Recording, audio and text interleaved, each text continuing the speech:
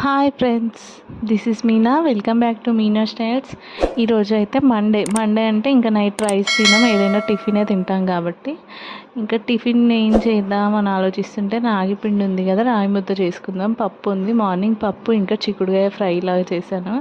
ఇంకా పప్పులో నంచుకుంటే బాగుంటుంది రాగి ముద్ద. ఇంకా దానికి అంచుకంటే ఇంకా పన్నీర్ ఉంది, పన్నీర్తో ఫ్రై చేసేసిన, ఉత్తి ఆయిల్ వేసి ఉత్తి ఫ్రై చేసేసిన.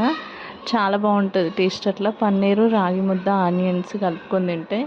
ఇంకా పిల్లలు కూడా మార్నింగ్ కర్రీ ఉంది, ఇంకా పప్పు కర్రీ కలిపించాను వాళ్ళకి. వాళ్ళైతే రైస్ తింటున్నారు, ఇంకా నేను కూడా వాళ్ళతో పాటు తినేస్తాను. ఇంకా అందుకే వాళ్ళు రైస్ తింటున్నారు, వాళ్ళకి వేసేస్తున్నా. ఇంకా రైస్లోనే ఆల్రెడీ వాళ్ళు హాఫ్ తినేసినారు. అప్పటి వరకు ఇంకా నేను ఫ్రై చేసే వరకు ఇంకా ఫ్రై చేసేసి తినేసినాం. ఇంకా వాళ్ళకి బట్టి నేను కూడా కూర్చున్నాను తినడానికి. రాగి ముద్ద నంచుకొని ఆనియన్స్ పచ్చిమిర్చి నంచుకుంటే చాలా, అసలు ఏ కర్రీ లేకపోయినా. ఇంకా కర్రీ ఉంది కాబట్టి కర్రీ వేసుకున్నాను పప్పు, కానీ లేదంటే ఉత్తికైనా తినేస్తా. చాలా బాగుంటుంది టేస్ట్.